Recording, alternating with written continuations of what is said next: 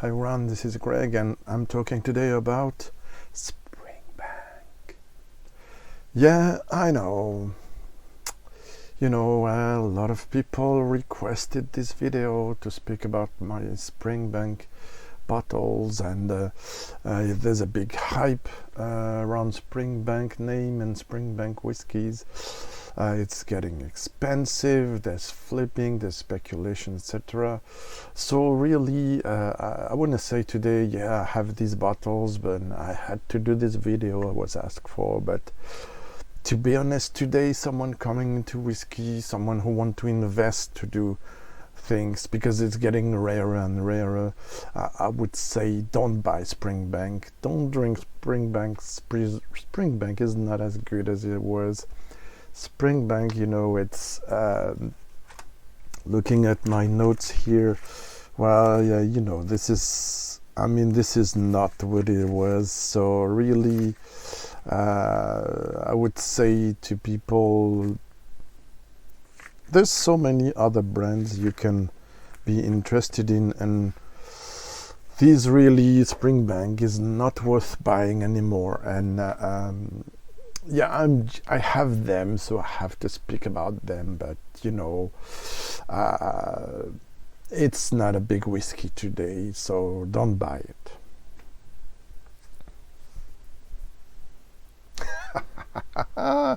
Seriously, you believe me? I apologize to real. This was a fake intro for flippers, and this is now the real intro for whiskey lovers and people who open their bottles. I mean, most of them, not all, because they want to keep for later on.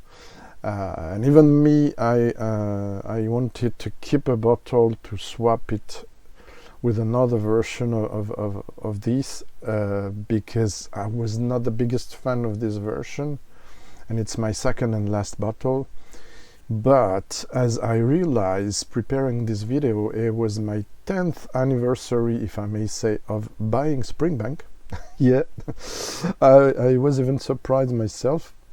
I went into my archives to see what did I bought and what price, and what kind of place, and I was surprised about different things. So I'm going to tell you all about this. But before I start, for people coming on today, this is how Springbank 10 years old looks today. Yeah, it's a bit scratched. Sorry. But this is how Springbank looks today. Even if it's not a 2022 bottle, but I tried it. I'm not going to speak also about it. And this is what it looked like when I started purchasing Springbank, and even when I started drinking whiskey not knowing this brand. So this is how it looked like in the beginning, late 90s and beginning 2000. Yeah, so it's old days. And yeah, I must not forget this, which I will talk about later on when I will do the tastings. And for once I didn't top those because I was preparing the video.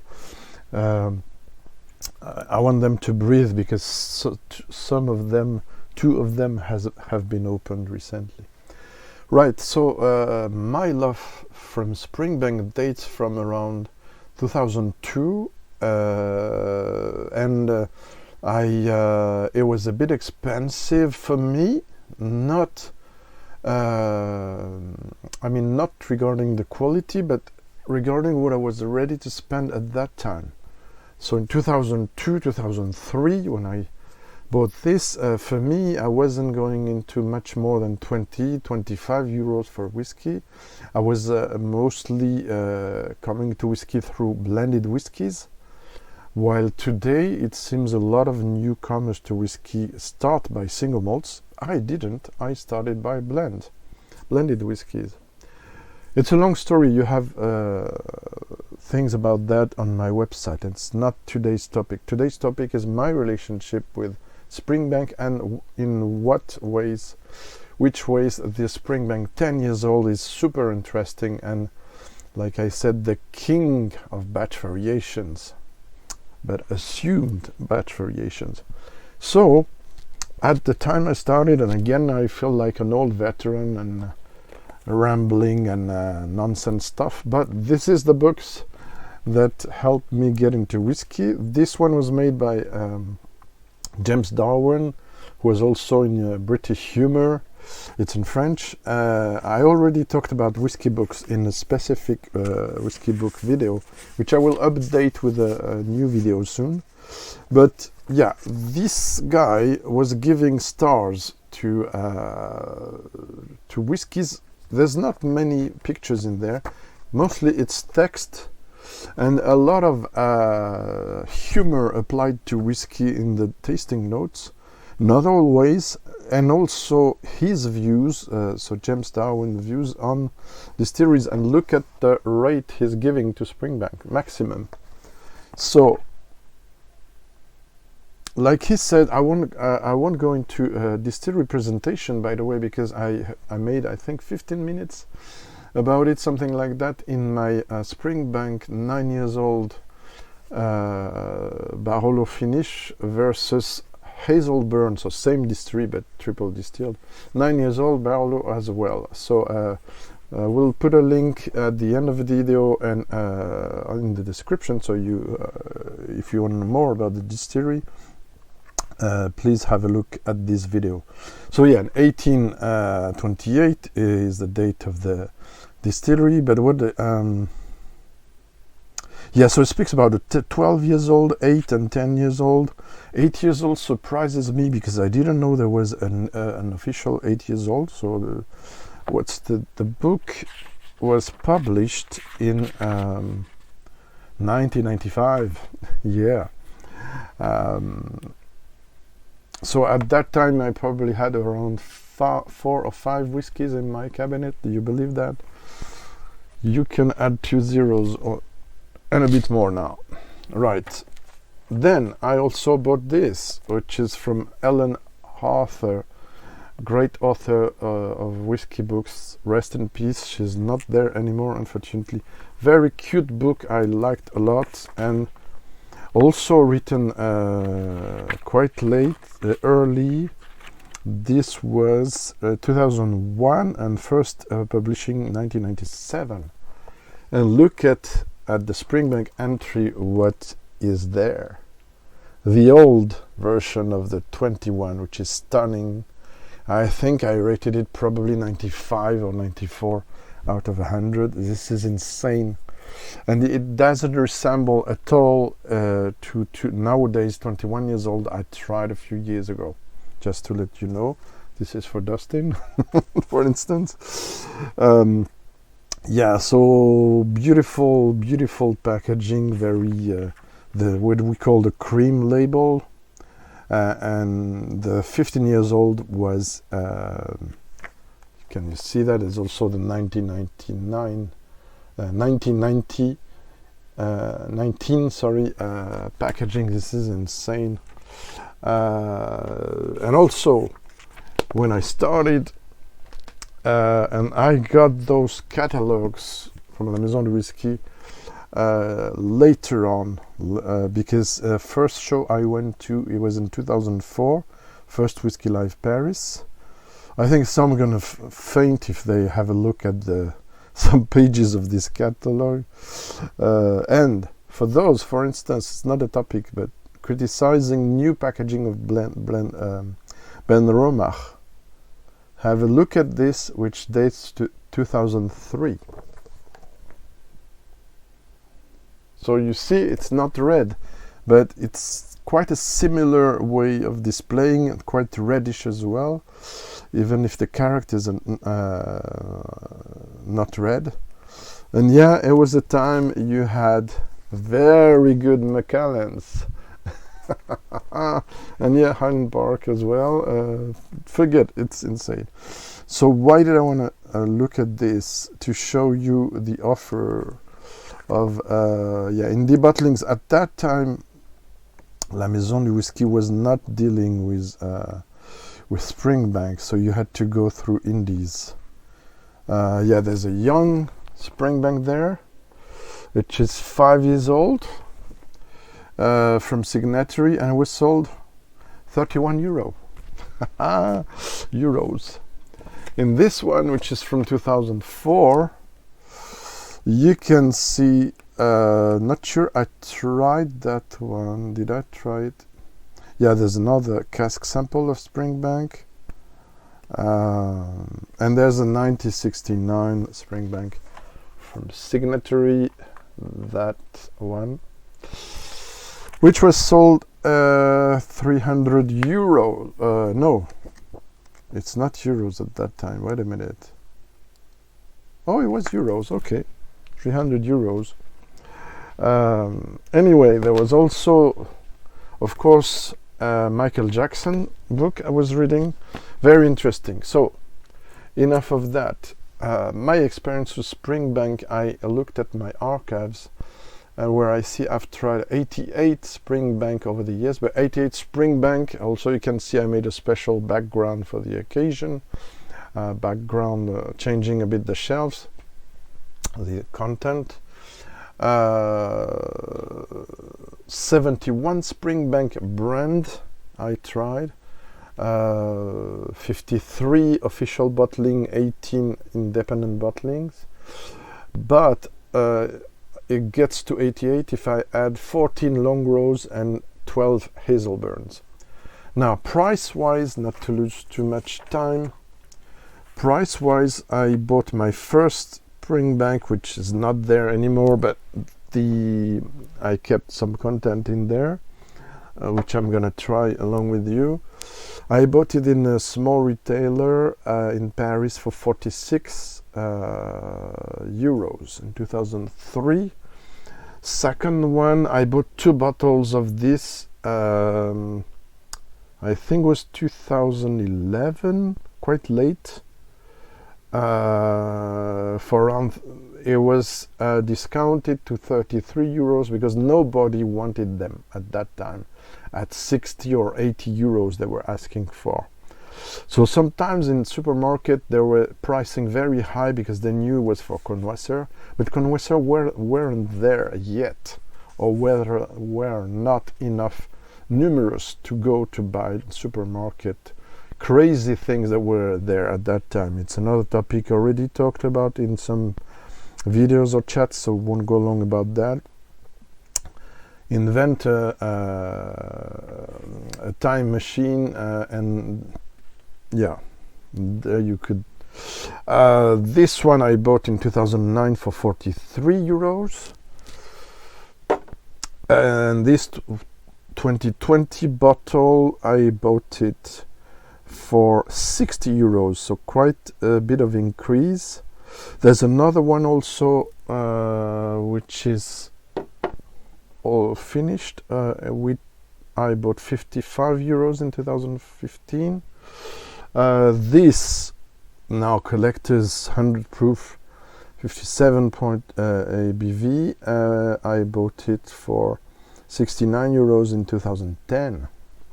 So and this one, which is an open, I bought it around 55 or 60 as well. And we can still find some 10 years old around 60 euros. I know it's super frustrating outside, I mean in other countries, but the 10 is not the most difficult to find. The most difficult to find are, except of course the highest one, high-end one, sorry, is the quite sought after 12 years old cask strength. There's my last one here. And of course more 17 years old in red here, sherry wood. I will speak about those again, don't worry, and also about yet to open my 16 years old local barley, second series. You have also 2 wood expressions there, and first release of Longrow 18. Lots of things. Yeah, Springbank is quite well represented in my collection. It's probably the best represented, with Highland Park, but even more than Highland Park, around 22 bottles if I count the doubles. It's still not a big number compared to big collectors in Europe or elsewhere, but it's nice. What else can I say? Yeah, the prices. So now the problem is the fact that there's some decreasing of production quantity of these last years. When you read, for instance, where it is, Malt Whisky Yearbook of other things, they speak about 750,000 liters per year of production capacity, but it's not true. Today is rather between 100,000 to 200, not much more, even if they had relaunched it a bit. So they're obliged to limit things. And for instance, there's alas, I've never been able to be in there, the Springbank Society Club, which for £50 you could join them for lifetime membership and access to special bottles. They stopped the new members. They don't admit new members since last year, something like that. So yeah, so it's quite complicated. Like I said in Roy's VPub recently, best marketing done by this company who doesn't buy pages in magazines and nothing like that. It's the word of people one to the other, only spreading word, spreading the love for this brand. So the marketing people of Springbank are us, whiskey fans and Springbank fans, right? So yeah, 2003 was my first purchase of Springbank. I fell in love instantly. We're gonna go into the tasting where I will explain how it has changed. But the beauty of it is that unlike some other brands, unlike some even many blended whiskies, the owners and the producer and the maître de chèvre, we'll say in France, master blender, we should say in English, also often cumulates with the cap of master distiller, but not always. They want to display what the character of Springbank can be. So for that, as it is a small production, it is craft, it's barley to glass, not necessarily always the barley that's around the distillery, but from Scotland. So this is a true craft distillery with I think over 70, if I'm not mistaken, 50 to 70 employees. So it's the heart of Campbeltown. Where is Campbeltown? Oops, something there. And somewhere, sorry. So the choice is, the approach is to deliver the spirit of Springbank with different layers, different styles, and not caring about profile consistency, but more about quality consistency, and also show different sides of Springbank. So that's why I named my video the King of Batch Variations, because unlike a lot of other distilleries, they don't care if your 10 years old is the same as last year or next year. They want to showcase what they have at the moment and what they have in mind to show you how it can be. So the famous, and this will be maybe a revelation for some, I don't know, for those who are not tasting Springbank since 20 years like me, and a few others, of course, viewers, and very few reviewers on YouTube, to be honest, probably not more than 5 or 6. And yeah, you can count Ralphie in it, you can count in video, maybe Foot Quick, one of the oldest channels, but I don't know if he had access in Canada to Springbank early. Well, but to go back to my own experience, the famous Campbeltown funk, it's what I wanted to say, is not present right from the start of my experience with the 10 years old, and even other expressions. The funk for me appears only in a few expressions and gets higher and higher, as we're gonna see, only, let's say, since 2014, 13, among my collection, probably before, mind you. But in remembering of shows I've went to since 2004, I don't recall a funky profile and even a peated profile or distinguishable significant peated profile before, say, the 2010 years. Reservation on the date, of course. Like I said, it's my own experience. I haven't tried every Springbank around, there's so many, but 88 I think is and 71 for the brand Springbank is, I think, significant enough to give you an idea at least of what it could be and what it is now.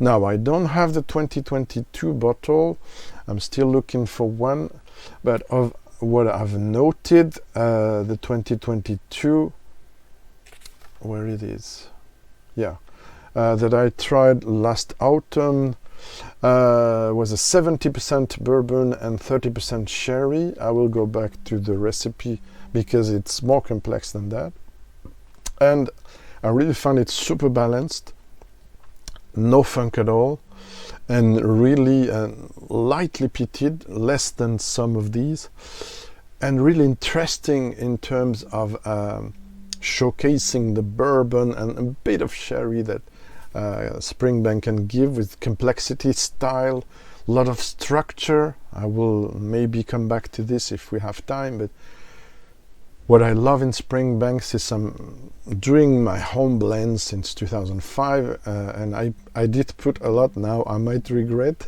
a lot of Springbank because I thought it was eternally 50-60 euros and everywhere, but it's not. I put a lot of Springbank in my early home blends, and that's not a secret why they could have been good. Because it's a quite, like Glengyle, it's a quite structural malt for those interested in blending.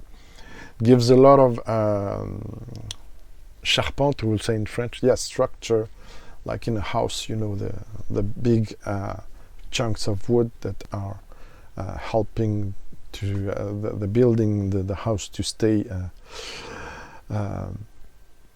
stay strong, solid, and yeah, very interesting with that oak, which is tame but still there. With we will get to it when we try the profile. So yeah, 2022 Springbank 10 is quite good. I'm gonna speak now of the first expression, and I'm sorry I only have a sample left, but in fact it's the same era of this. So this, which is an official sample, but I was offered but someone else than the distillery by a friend, and I filled it. It was empty and I filled it with this, not exactly, but another version of this, but with the same cream label. Now where things get tricky is this. This is the second version of a Springbank 10 we're gonna try, and this one is a bit weird because it doesn't have a back label, and it's not a fake Springbank as I understand it, but this is with no back label. This is a version with the back label, so I'm gonna maybe put that here. It's not super okay, and I'm gonna start the tasting. Right, so if you want to see the difference, this is this and this is this, so it's almost the same color. This is maybe slightly darker because this one has some sherry and this has almost not or not sherry. So now again it's 46% unchill filtered, uncolored. What can I say else? And yeah, about the famous, yeah, it's there, located there. About the famous S, I'm sorry guys from the signatory, but like I showed you, in my opinion, and signatory dates only from 1988. Can we see some signature? I'm sorry, but for me, it's not exactly the same, but you stole the S. Not exactly, but the idea is, the Gothic idea is there. You stole the S from Springbank, and that's no good. Right. Of course, taking quite some time, and so there's fat, there's oiliness, there's taste. It's a finishing sample, so there's almost some waxiness in those old Springbanks. There are a lot of bourbon cask driven. The first one that I don't have anymore was 100%, I believe, or I would say 70% bourbon, probably 30% rum. Yes, because Cadenhead, G&A Mitchell spoke of that last video about Cadenhead. They own a lot of rum casks. They buy a lot of rum and they bottle their own as their own rum. If I may say, they bottle a lot of rum casks, so they know about rum since last century, several centuries. It has, if I may say, funk. I'm not sure it's funk, but it's something quite tiny. It has a bit of funk, but it mostly has some peat smoke, but very elegant, very subdued on the second ground. Also those coconut, those malted barley sugar. Wow. I really love that first expression. I wish I had another bottle instead of this one, but this one is still good, but it's a level of how good are those different ones.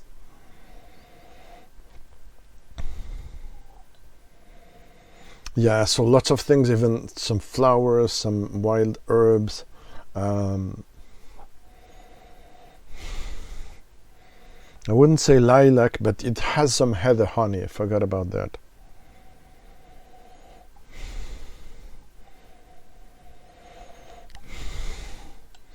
Now there's a slight tarmac note we're gonna see. A bit, not petrol, but some tarmac, some coal tar. Very tiny notes coming in now. That we'll be see more in other expressions, other versions of the 10. Lovely, beautiful nose. Let's go to the palate now. Slangeva.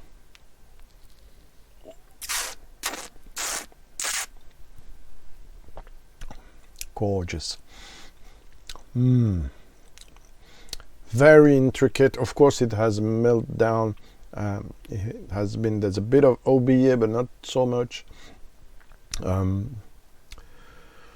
It has a bit, there's a fusion now of flavors. It's more gentle than it was. It has more punch, more structure, more ginger.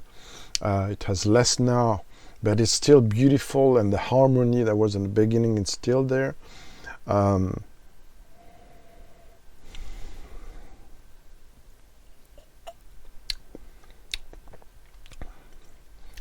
the palate, there's some silkiness / waxiness. We're not so far from Glengyle. We're not so far from old Highland bogs. Not exactly, of course. And we're not so far from some Broras, but less wild. This is beautiful. Such a harmony around the malted barley. Springbank is a nod to malted barley all the way, except of course when there's fresh sherry and it's high strength, and it's really contemporary Springbanks that are really cask driven, but yet it's still a lot of displaying of this fundamental character, which is the raw malted barley. Here not so much, but in some Longrows you really get the rawness. Even, I mean, boiled, the porridge, I mean, the notes that are almost, I would say, maybe wort. So something very raw about the barley. Right, let's open this. Yeah, it's going to be a super long video, but how cannot it be with Springbank? I have my trusty dropper. This is the one I take away out of home, because it's more precise, the dropping, than the other one that I keep for home tasting, but I wanted to really be precise on this one. So just 1 or 2 drops. 2 drops, let's say.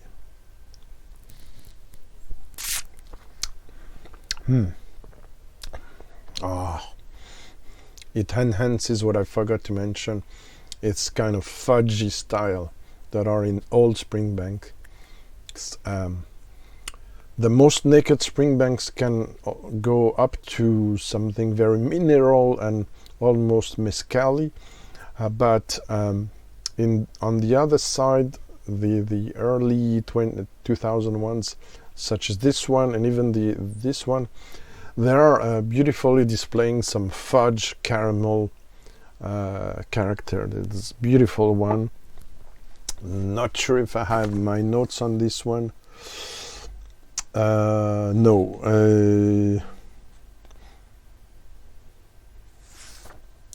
but I remember I spoke about coconut, spoke about the oak, tamed oak, ginger, etc. So it's there. It's a whiskey you don't forget easily. Right, let's go to this one. Oh no, I forgot. Yeah, okay. Because it has the same in it, in fact. So this, I show you the box. So it's, like I said, I'm not sure I can do that without being in trouble. No, I will stay there. I don't want it to be cut. So cream label with back label was late 90s, early 2000.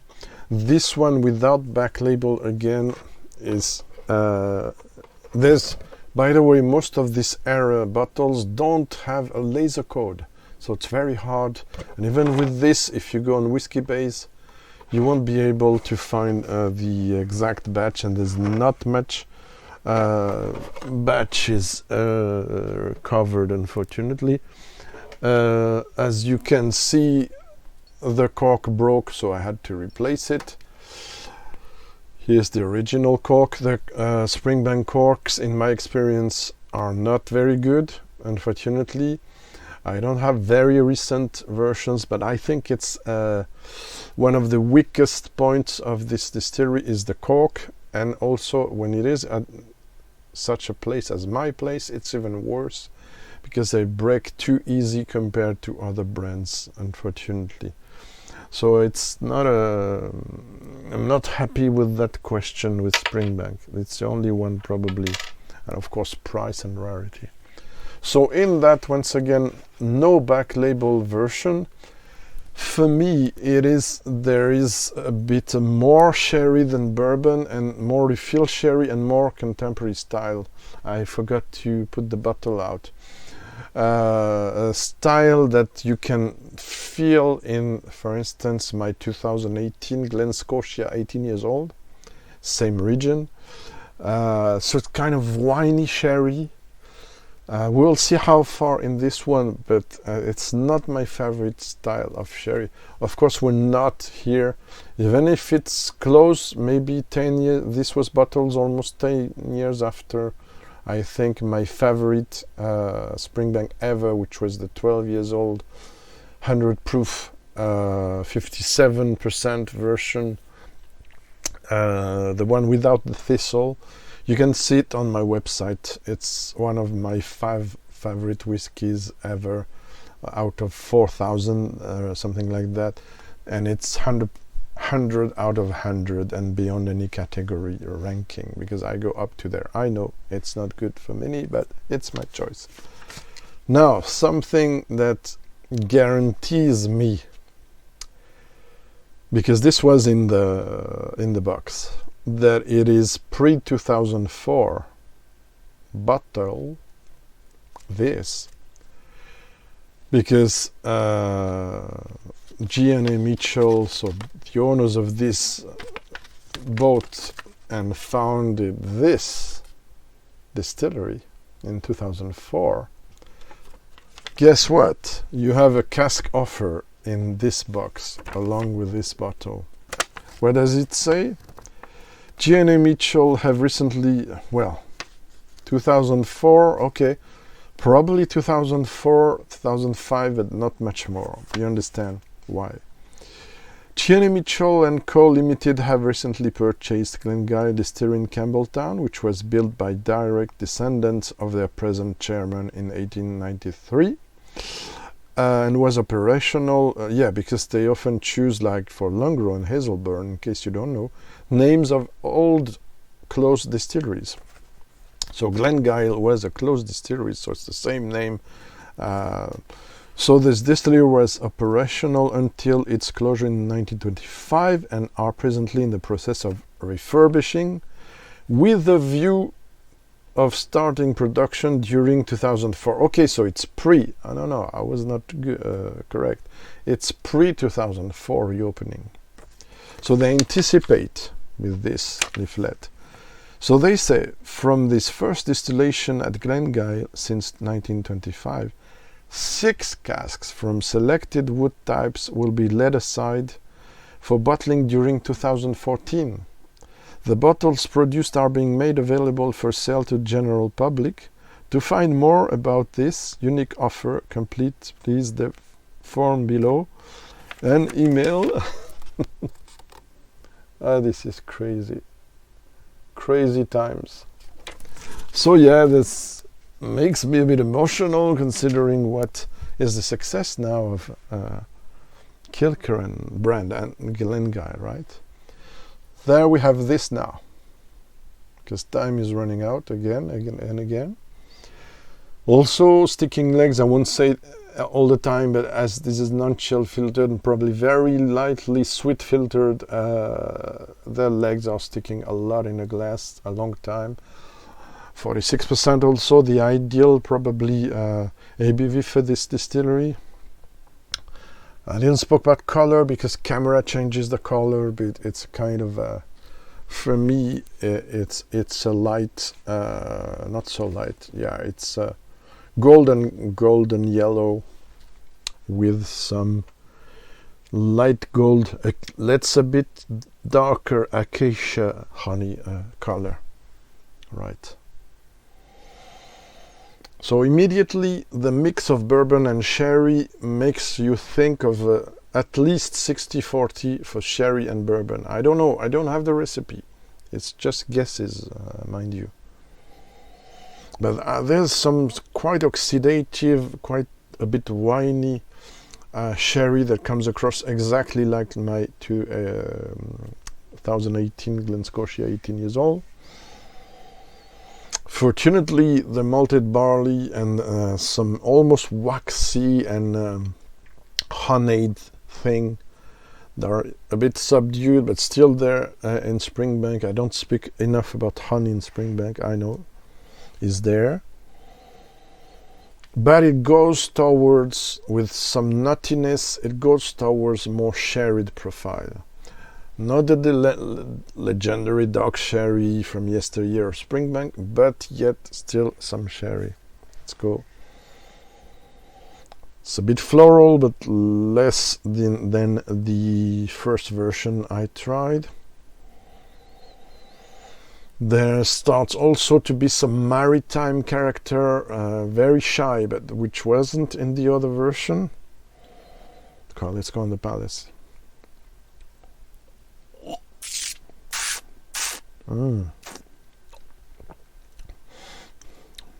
Yeah, I also opened it because I knew the cork will break and I didn't want it to be corked on the taste. I mean, Yeah.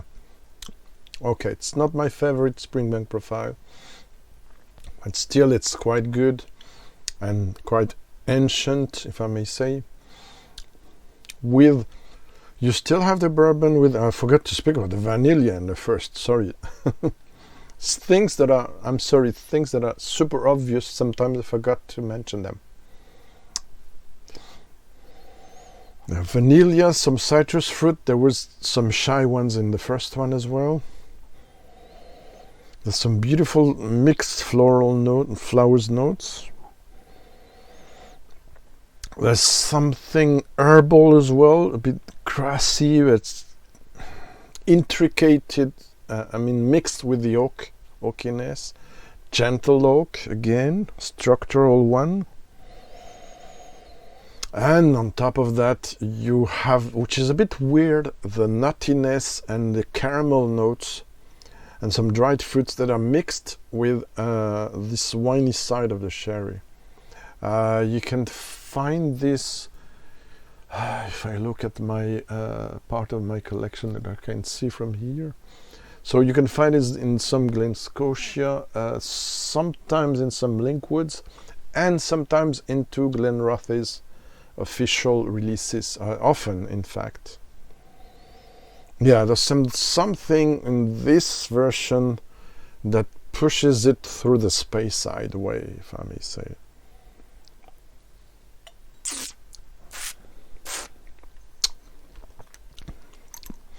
Yeah, so the very slightly winey finish makes me drop the rating. Yeah, the other one was around 90 out of 100. This one is rather 87, 88. Haven't decided yet. It's my second and last bottle, but the first one I didn't rate it properly. It was one of my very first Springbanks, and I didn't took notes in the beginning. I took notes only, I think, probably for my first ever show in Whiskey Life Paris 2004. I didn't really take notes before, I think, of what I recall. So, with a few drops.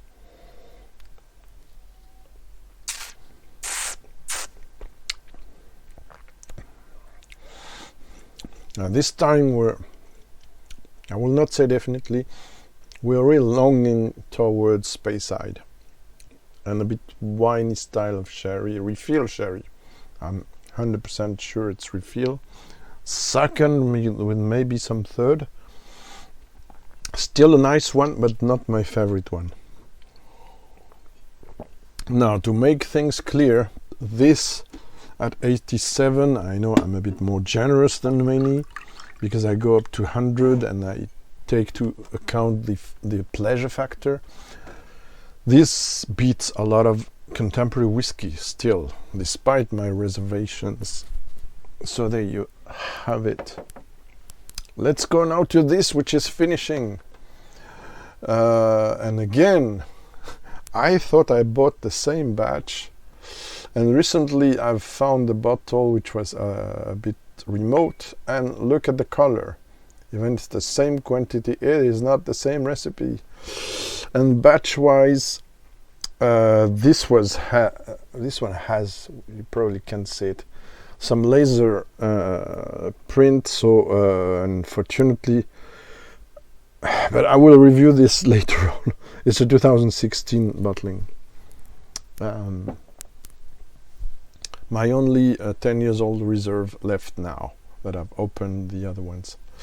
So this is clearly more on the bourbon side, and if there is some refill sherry, it must be second or third, and in a tiny amount. I don't have the recipe. So for this one, I know it's from 2014. Sorry, it's bourbon and sherry. Yeah, I have some detail. Excuse me, and it's batch 14 / 507.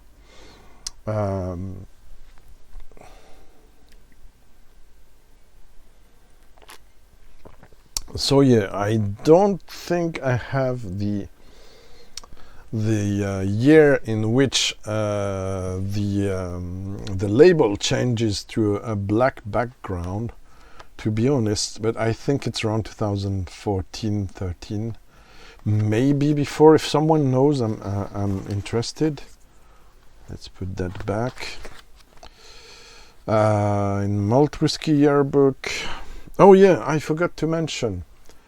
Why did I say late 90s? I have to change my description. Because here they say a 10 years old is launched in year 2000. So it cannot be before. Okay. Oh yeah, and it's 2004 for the 100 proof minimum. Okay, good to know.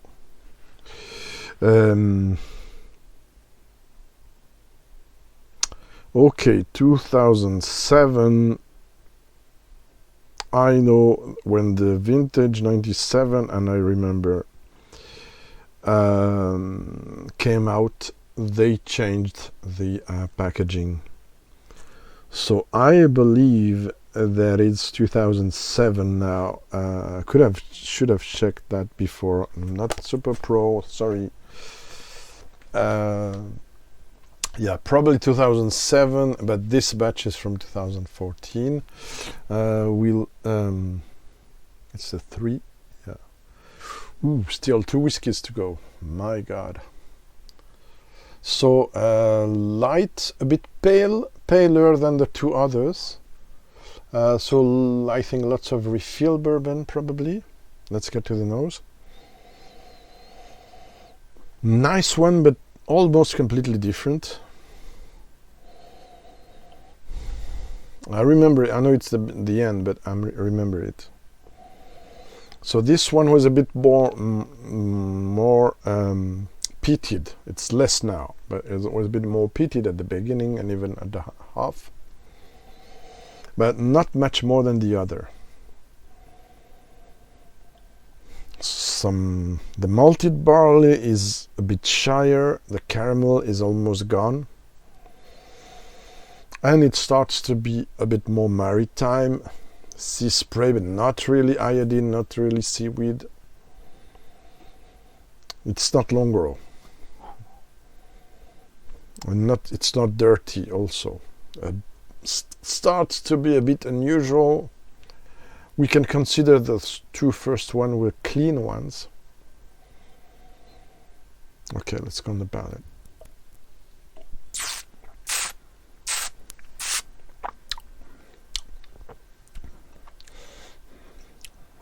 Yeah, the funkiness is here. Quite discreet now. It was less discreet before. So you have this kind of slightly burned tires. I mean, just the car did accelerate for 100 meters and just had put his brakes, and it has stopped. And while it's hot outside, there's some burnt or just a bit too much heated tires smell coming in, but it's still bearable. And also they have the cement, could be a tarmac here for plain, because there's a bit of engine oil as well. So it's a bit hot, so from time to time, every now and then, you have some smell of it that's mixed. I know it doesn't sound sexy, but it is. And all this is mixed with some more discreet now malted barley, some white flowers, not heady flowers, some herbs, some leather maybe as well starting to come there. You can find more leather in older releases, and also but it's a 15 years old. It's not in today's topic.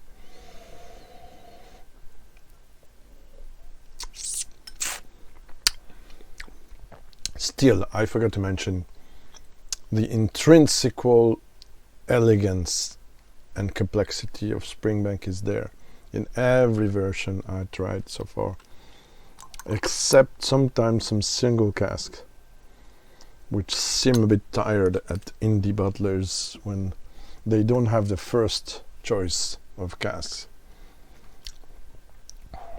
So, as usual,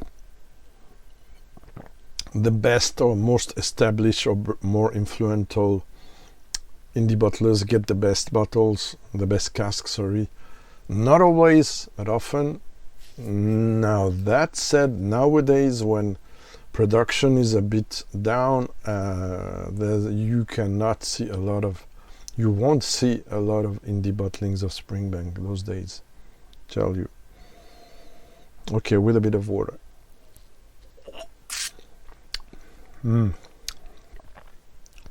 Burst of vanilla and spices, sweet spices, ginger, bit of black and gray pepper maybe, so staying gentle.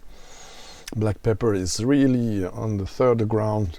I prefer like this, not in some Glen Scotia. I don't like some Glen Scotia official ones which have a lot of black pepper. Even some Bunas, I'm not a fan of black pepper. Sorry when it comes across too much. Beautiful mix.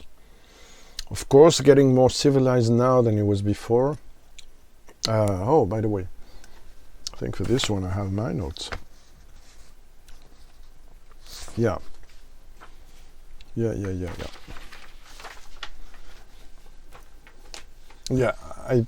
some rubber, I talked about that, but discreet. Oh yeah, grapefruit, I forgot to mention about this one on the palate. So a lot of on barley. There's some hint, forgot to mention, very, very discreet heat. Not now, but don't feel it now, but the first half there was a lot of white rum as well in it, while I know there's no rum cask involved. Right, let's go now to more contemporary releases. I mean, for one, not for the last one, which is a bonus to celebrate my 20 years of buying Springbank, and it's not finished. This one seems to be more heavily filtered or what, because his legs are sticking less long. And also something I didn't tell you, because it's only a guess. For the two first bottlings, the old cream label ones, I suspect older casks in it than 10 years old. For the recent ones, I do not. I might be wrong. Supply and demand. For this one, the caramel is, I've opened it, recently. Oh, I have to change the bottle. Yeah, sorry. So we're getting now to 2020, to be more precise, November 5, 2020. Bourbon and Sherry recipe, and this time it's orange. No, it's white on orange and black letters label. It's hard to describe them sometimes. And this one, as you can see, has a back label which is more on generalities, so you cannot have a lot of details. It speaks mostly about the process of chill filtering, which is quite common, natural haze, blah blah blah. So I struggled a bit with this new label, but don't have much time to go in it. I prefer even the black one.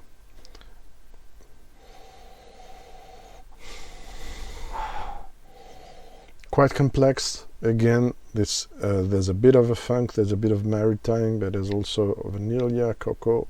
It's coconut. It's quite complex, and it calms down a bit compared to when I opened it, where it was insanely flavorful. So I'll better go into the palate now.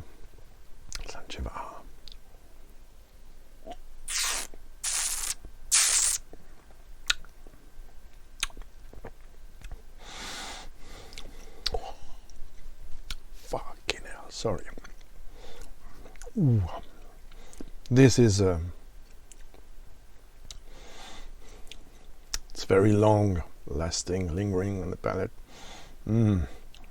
This is an archetypal contemporary good batch of Springbank, showcasing the funkiness, let's say at 30% level, the maltiness, let's say 60%, 50% level, maritimeness, let's say 20% level, dark fruits, ripe fruits, caramel for, let's say, 20 others or 25. This is super balanced, super complex, and this is super satisfying. And the smokiness, the peat smoke is really married to the other notes, and intricate, it's sticking in every corner of the palate and every corner of the, I mean, it's like something wrapping everything up gently. Mind you, it's not a cask strength or a raw Longrow, but it's very interesting. I like this a lot. Let's go for another sip before diluting it.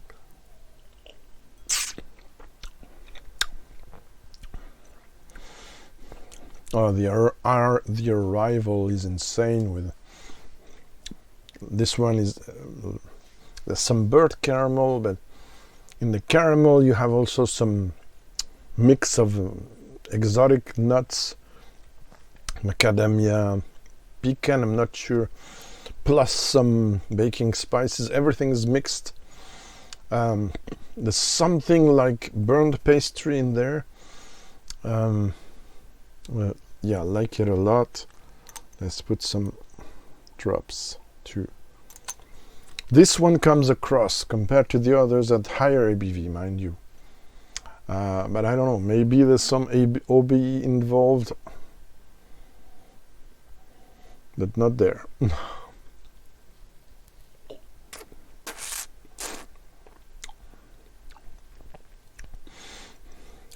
Again,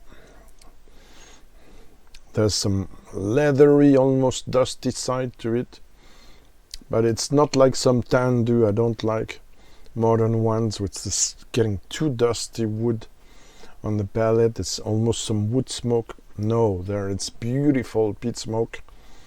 You can feel also the direct firing. I didn't spoke about that a lot.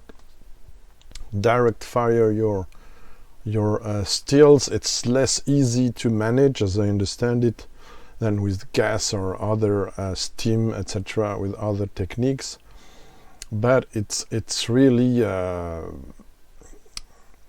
with this uncertainty of exact result, you get more genuine profiles and weird notes sometimes, which again they're cutting. I see the time. They're cutting the cut is rigorous yet, because if it's not, you will get toxic stuff. Faints and 4 shots, faints before, 4 shots after the middle cut. But yeah, this is a beautiful one. Really highly recommend if you can find this batch, November 5, 2020.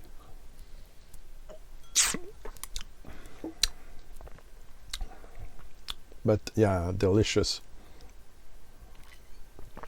Slight kick of black pepper in the end. And we're gonna go to the bonus, if I may say, dram, which is not a, it is still 10 years old, but it's 100 proof, 10 years old. So it's collector's, so probably from 2004, 2005, but not more. Here's the box, which was a bit damaged, so maybe that's why it was not very expensive. So with the red border, which you can see on the label. Yeah, I feel privileged to have tried all those Springbanks over the years, and even if I cannot find them easily now, so this one really is more sherried. It's not a sherry bomb, but, and yeah, I don't have, unfortunately, a Springbank glass I really would like. So this is a Glengyle glass I got, but This one is more comme par hasard, I would say in French. Like by chance, more fat. It's an older generation Springbank, so it's probably older stuff in it. I don't know. I know for other brands, but I don't know for this one. Sticking leads. Let's go to the nose.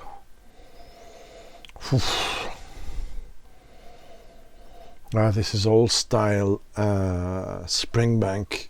Not necessarily the best one, but one of the most complex and the most serious ones, with refill and maybe a few first fill sherry casks.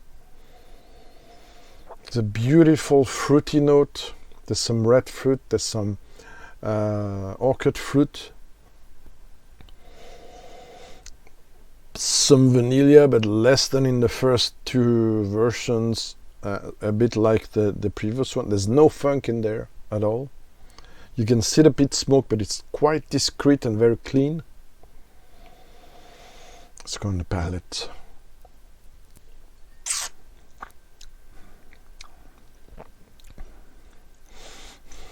Okay.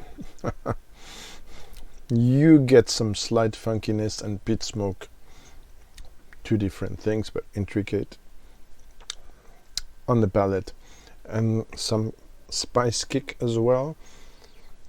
Well, I pumped the air out of this several times. So profile is a bit more less aggressive than before.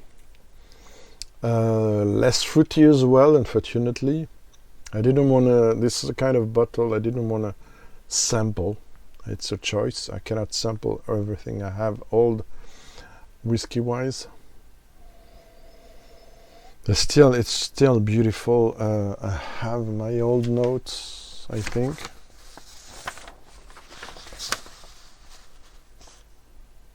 Oh my god, I did have way more notes for the previous one. Yeah, tea, bergamot tea. Sorry, forgot to mention orange zest. It's hard, it's very hard because Springbank is very dear to my heart, so it's very hard to keep track of things while doing a video about this brand. I'm sorry. Okay, let's put some water in this.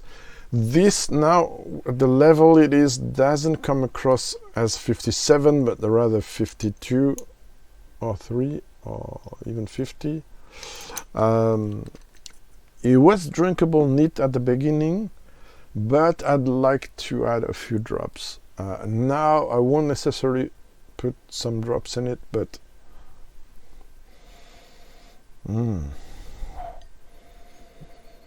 nutty.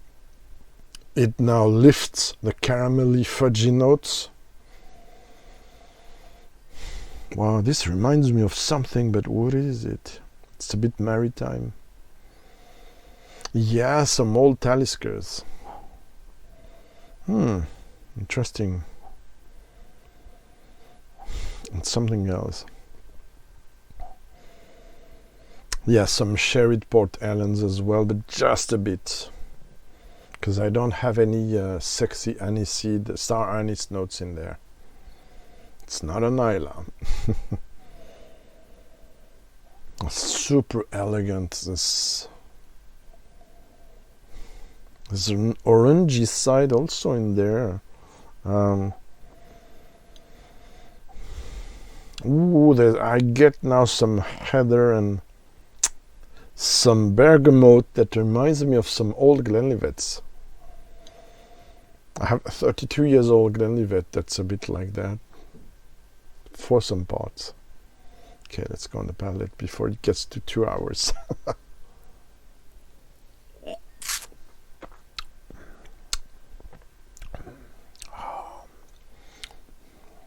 This is beautiful. This is more interesting with a few drops. You still have a spice kick, ginger, pepper, slightly chili pepper as well. There was more at the beginning. There's some old books, some and I know about that. Old library, so even a bit green notes but not so much with vegetable. I mean, some old mushrooms and stuff. And you know, you're preparing a country style vegetable side from your for your chicken or rabbit. You will put some laurel in it also to be baked with it, and you're doing this in an old house with a chimney that's just stopped. That's just, I mean, it's the end of the fire. You get some bonfire, very discreet notes, and you're breaking this, and you have fresh mushrooms, and you have also some ripe dried fruits in there in the room, and everything is coming to your nose and very appealing. That's it.